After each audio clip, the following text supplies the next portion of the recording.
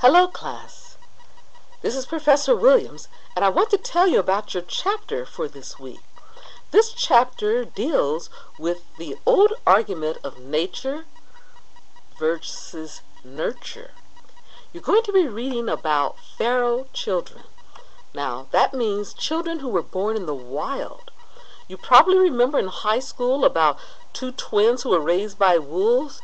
As strange as that story sounds, there really are stories where children are raised not by humans but by animals, or raised by humans in a very animal-like way.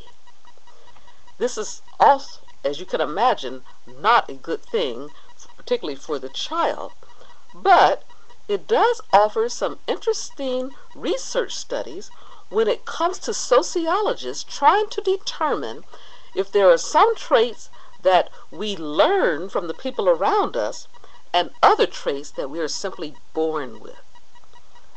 This whole argument, which your chapter will be covering, this whole argument has even more meaning when you take on the idea of being able to study twins. Because then one would assume that anything that they would do that would be not like each other probably has something to do with the way they were raised. So if one twin was raised in a feral environment and the other one was raised in a normal house, how would they be alike? How would they be different? Do your reading and then give it some thought and answer your questions.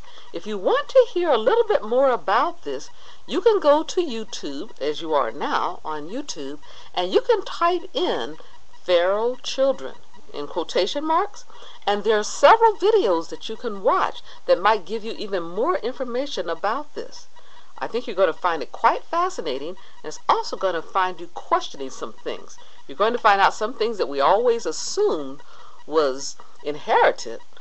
Actually, we only learned about them, and so therefore we behave that way because we see the people around us behaving that way. Enjoy. I enjoyed this a great deal. I think you will too. Bye-bye.